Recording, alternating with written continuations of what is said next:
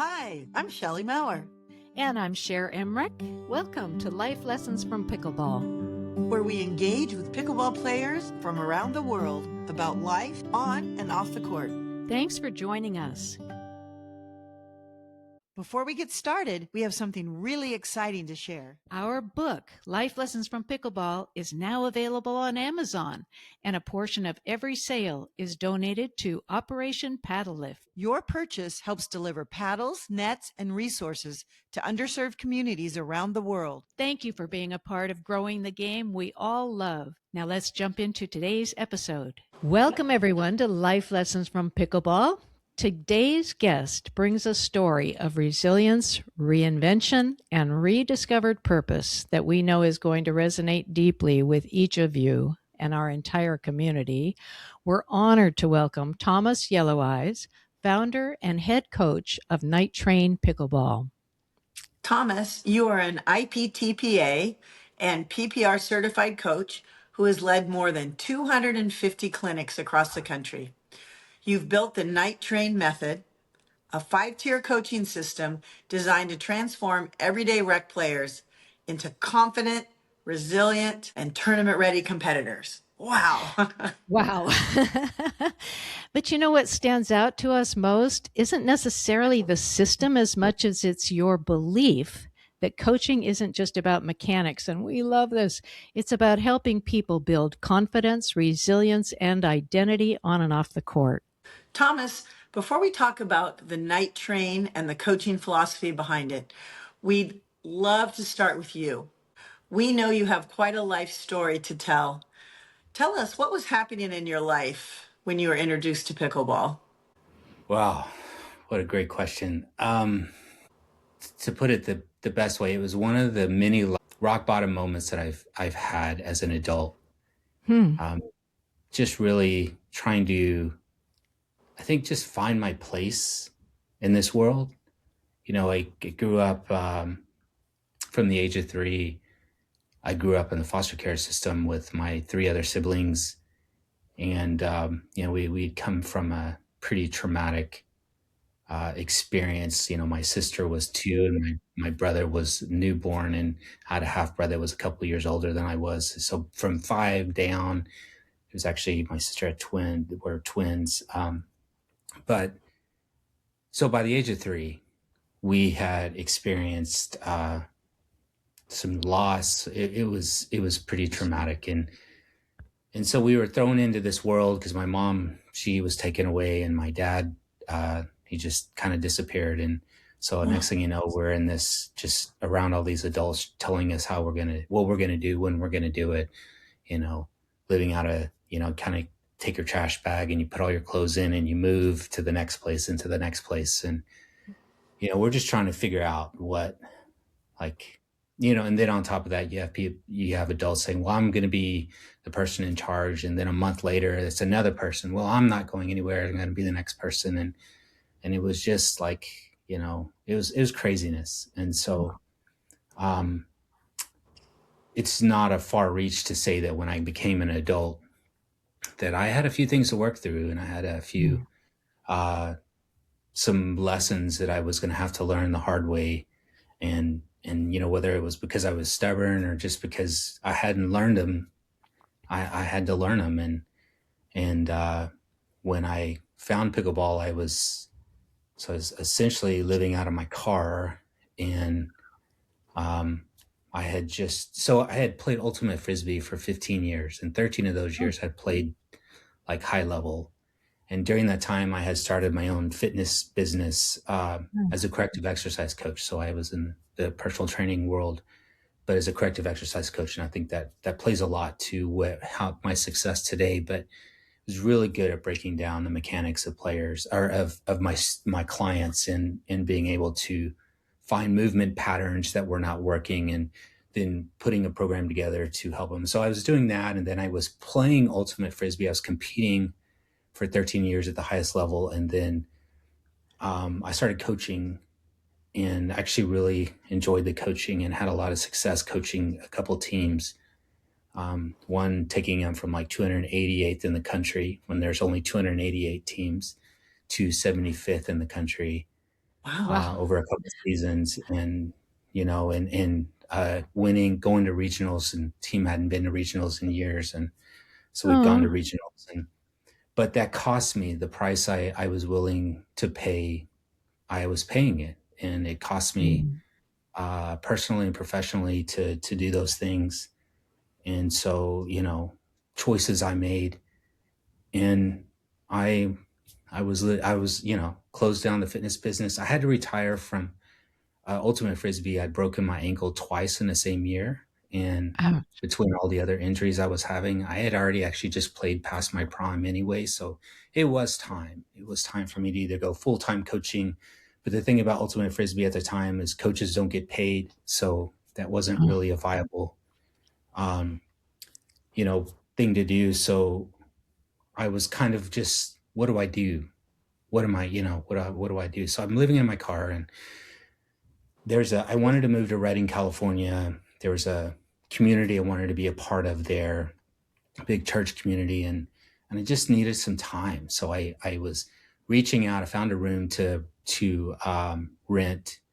Well, I was reaching out. I was trying to find this room, and I actually had moved to Missouri, and I was Oh. there for like 2 weeks, and then the guy called me and said, "Hey, I have this room." So I'm driving cross country from Missouri to Redding, California, to uh, take this room, and essentially for a year, I just, I was a volunteer. I was just trying to take a sabbatical from life, if you will, trying to figure out, what do I do next? Is life done with me? Mm. Where do I go? What do I do? I was not looking for any more competition. I wasn't looking for anything in fitness. I wasn't looking for any more any more sports. Like, I just got to figure this out. So I'm volunteering at the local mission, and I'm volunteering at the church, and just trying to help people. And one day I walk out into Enterprise Park. We live right next to a park, and could walk right out in the park. And if you know me, I drink copious amounts of coffee. It's just my thing. And so I had this big mug of coffee, and I'm walking out, and I look over and I said, "Man, I think they're playing tennis." And I walk over there, and and it's kind of in a outdoor skate, uh, like hockey, Uh-huh. enclosed, but they have four courts there. And I'm looking in, and I go, "What are they doing?" So I open the door and I walk in, and, I know nothing about pickleball players, didn't even know what this was. But the only thing I could tell you was they all had a smile on their face. And I'm like, okay, this is pretty cool. So I walk in, and as you know, they're very social. And I just kind of wanted to be left alone. I kind of just wanted to stand there and, no, no, grab a paddle, come play. I'm like, don't want anything to do with this. I'm just here to spectate. Um, and I stood there maybe 45 minutes. I was standing there drinking coffee, just totally lost in the moment, just watching all these people have fun, not any urge to play. And I had stood there too long, because there was one court where there were three players hitting the ball, and they were saying just loud enough, "If we don't get a fourth, we got to go home." And I'm like, Oh. no. So, so I went over where the paddles were, and I set my mug down, and I grabbed this paddle, and I said to myself, if this ever doesn't become fun, like it quits being fun, I am so done. I put this paddle down, I walk away. I was totally expecting to do that the first time anyway. And so I did. And then they gave me this crash course of 5 minutes of how to play. And I'm like, okay, so just hit the ball, basically, just hit the ball. And then I know I'm supposed to run to the line, but that seems like a lot of work. So I'm just going to hit the ball. And we won 11-1 the first game. And I was like, wow, this is so. They said, "Well, you want to play again?" Because they knew they had me hooked. And I'm like, well, yeah, I won the first one. We got to play again. And 2 hours later, I'm like, where's this been my whole life? Oh. And it wasn't even about like the sport, right? It was about these people, because I started playing, and then if I didn't make it and I came back like the next week, they were all asking, if everything was okay and if I was all right, and they missed me. It was a bunch of older ladies, so they kind of started mothering me when they realized I was just this single guy that, was Oh. living in a room, and they were all just, and they would bring me like muffins and, different things, like, and coffee, bags of coffee. It was awesome. And I was like, this is kind of what I needed, right? This is Yes. this community. Yeah.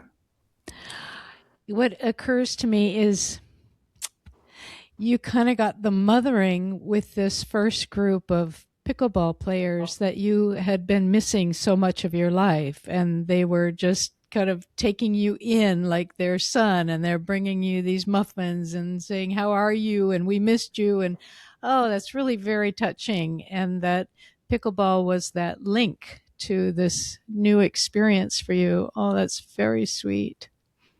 Very sweet. So sweet. Oh my gosh. I know. I just want to say, your story is it just so touched my heart. And I just sending so much love to you as a child and you Yeah. now. I mean, it's just, we got to get a Kleenex. Yeah. Um, Yeah. Yeah. and I'm so happy you found pickleball. Yeah. Thank you. Yeah. I am too. Yeah. So and I was writing something about it today. My foster mother, she passed away in October last year. And I've kind of been sitting on it because I like to be busy, which also sometimes means you don't process things right away. And I'm not I was for a long time was not a good processor. Like that's just the best way to avoid having to deal with all of the trauma from the past. But in the last like 9 years, I've really owned that. I really stepped into some healing and going through the process of walking this out. And so part of it was I spent so many years being angry with my foster parents. And, Uh-huh. the last 9 years, I've slowly been able to start seeing things from a different perspective. And the one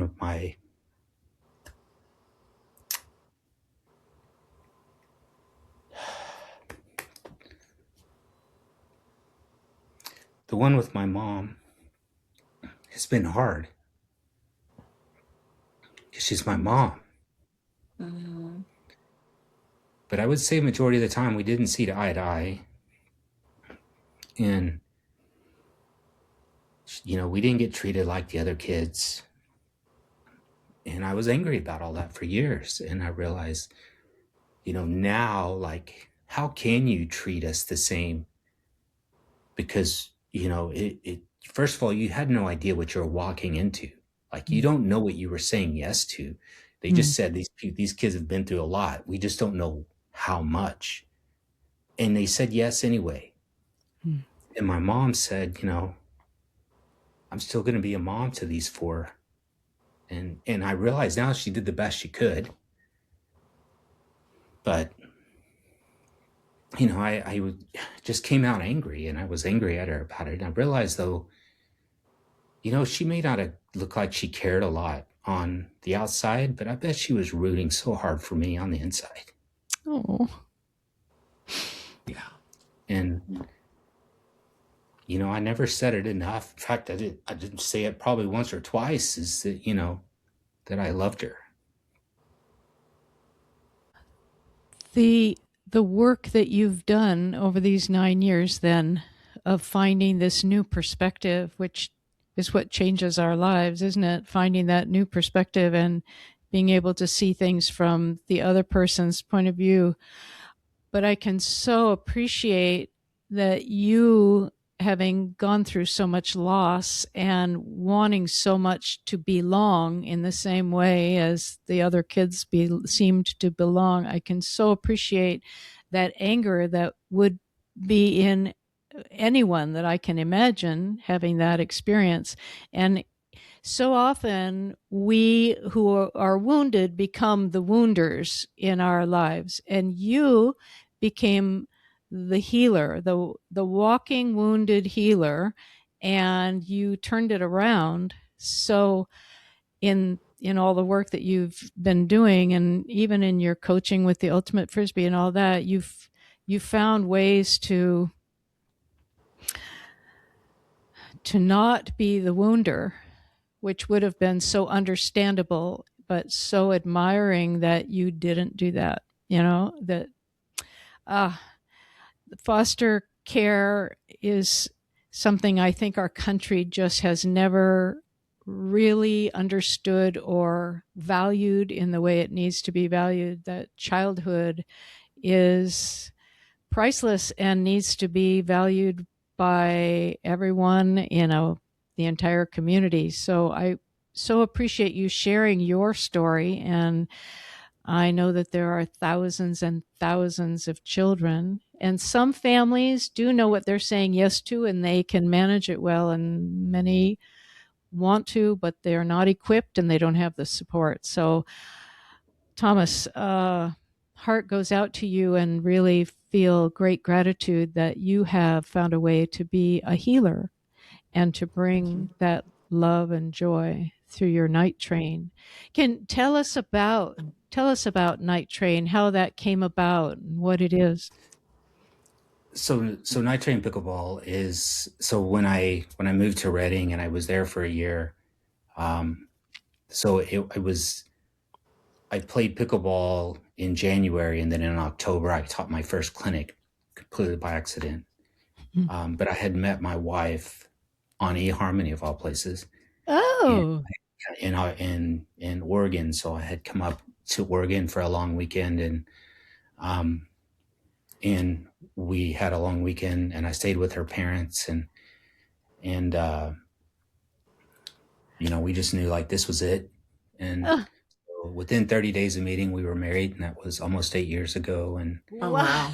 wow. yeah, That's she's a huge brilliant. reason why I'm where I am today, just because Oh, she's, I don't know, I would have never guessed a young lady like her, as sweet and as quiet as she is, was also the strength that was needed to help me walk this out. But I moved up here, and I was looking for people to drill with, because I was like, I'm trying to get better. And I'd been playing at this club, and I was always the first one there, and I was the last one to leave.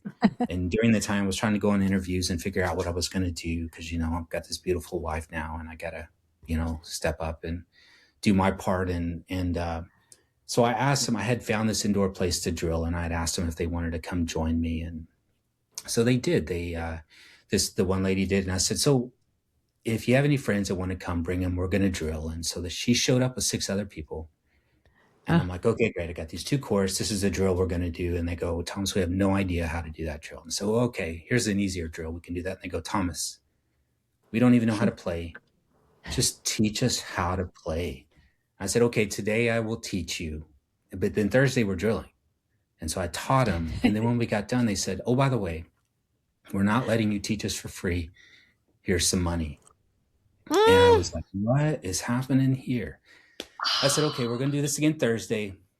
We're drilling, though. If you have any friends, bring them. We'll all drill together and get better. And they said, great, we'll do it. So Thursday came along. I'm getting the course all set up. I'm ready to go. Got the drills all planned out.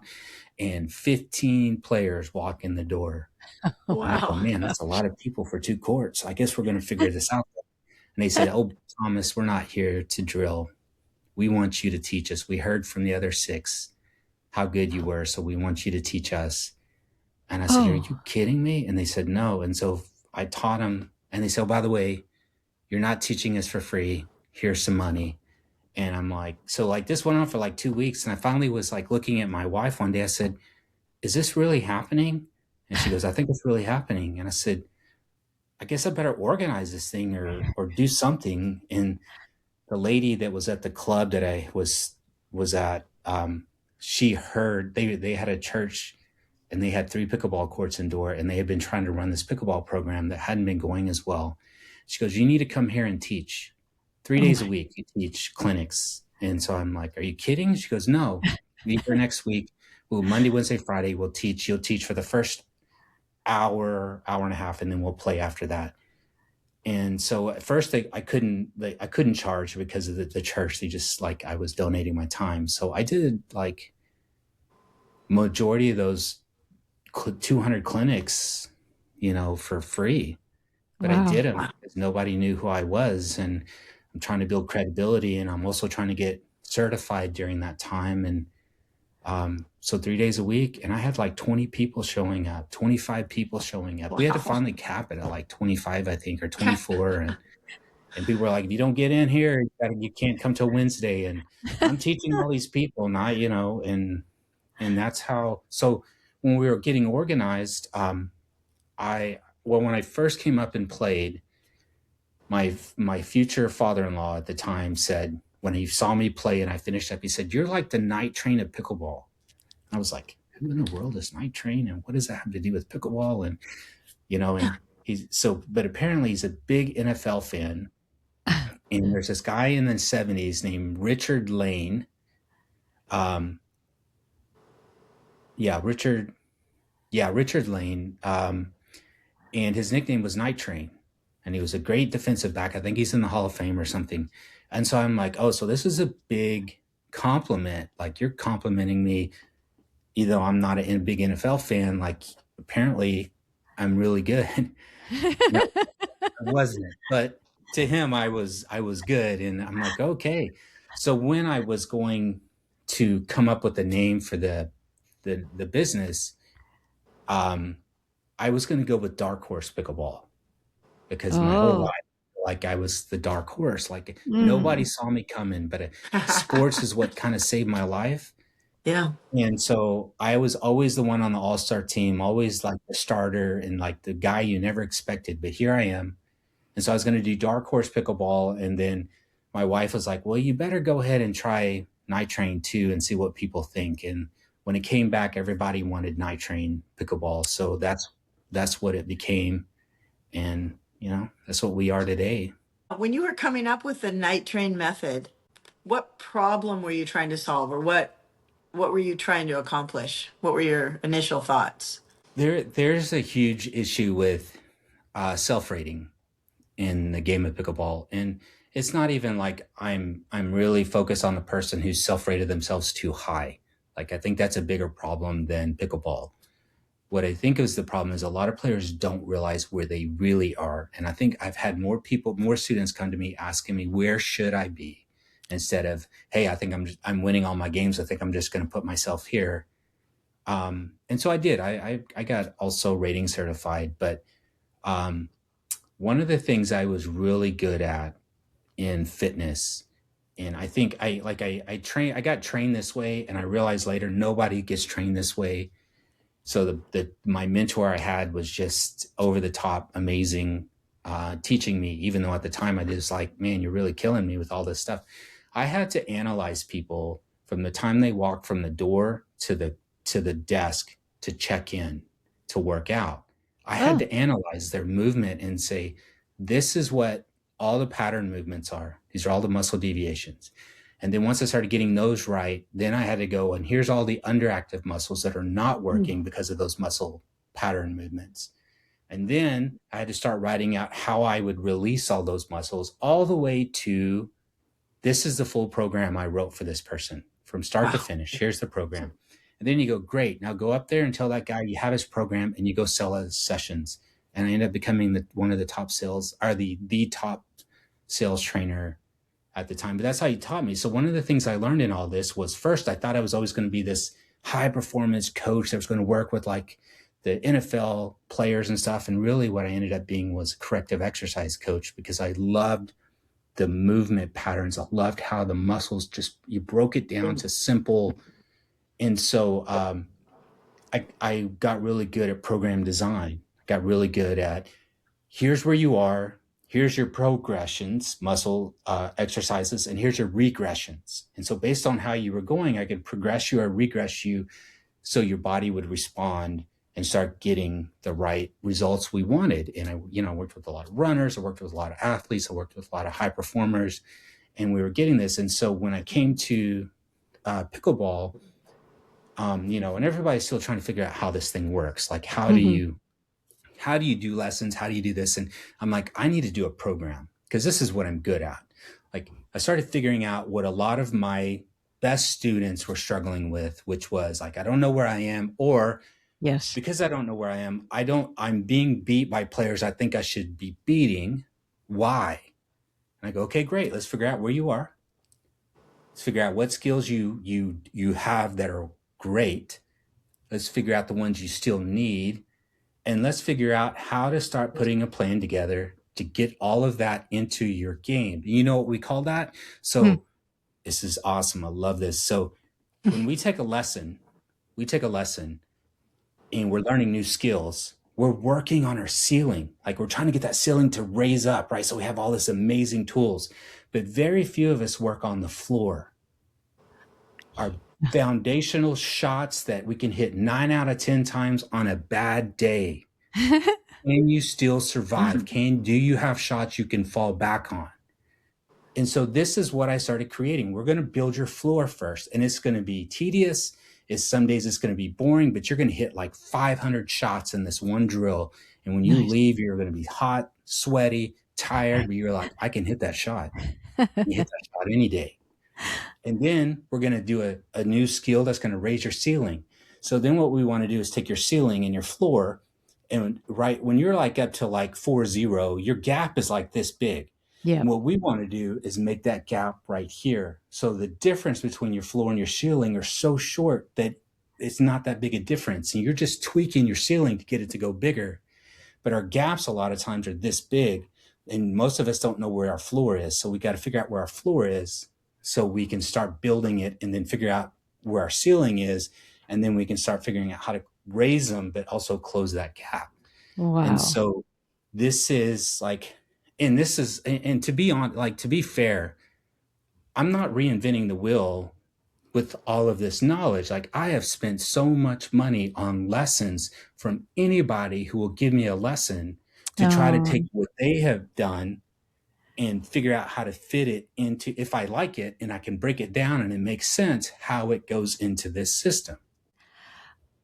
Thomas, I just love how you have brought your background, your experiences, your heart, your ability to organize and inspire, and you're noticing the details, all these qualities that you have and that your willingness to learn and then incorporate that into teaching, really inspiring. And when we think about the life you've had and the way you have become this healer through so many ways and in pickleball and have this amazing wife of yours and all that, what are some life lessons that you can share with us? Yeah, so I think this is probably something I spent some time thinking about as we're preparing for this. And I think the first one I want to share is like, life is not done with you. Life needs you where you are right now. And you have so much to give. And it's like the person who's like given up, that's what I would tell them. Like, I would rather listen to your life story for 8 hours than the alternative, just because in that process, we're going to find what the world needs from you.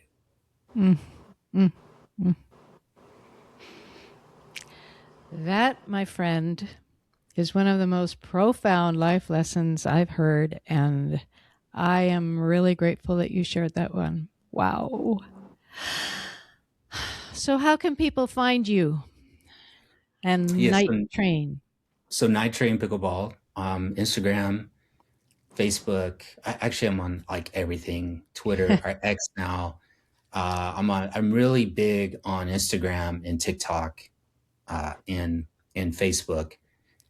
But I'm also on the other platforms as well. We're just trying to be, let the world know that this is out there, and it's not for everybody, but for the people it needs to be, for the people who need to win in life. This is for you.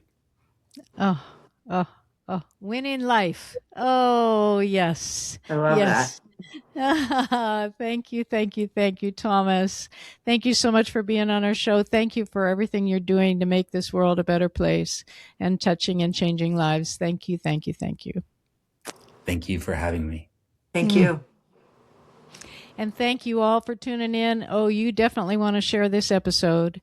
Thank you for all the subscriptions and the likes and for the sharing. That's what this is all about. And wow. We look forward to a new conversation next week. Bye-bye. Bye. If you love our podcast, we'd be so grateful if you'd take a few seconds to follow or subscribe to Life Lessons from Pickleball. This ensures you'll never miss an episode and helps us continue these wonderful conversations. On Apple Podcasts, Spotify, or wherever you listen, go to the show page and tap the follow button in the top right corner. And on YouTube, click the subscribe button under any of the episodes. Thanks so much. Hope to see you on the court.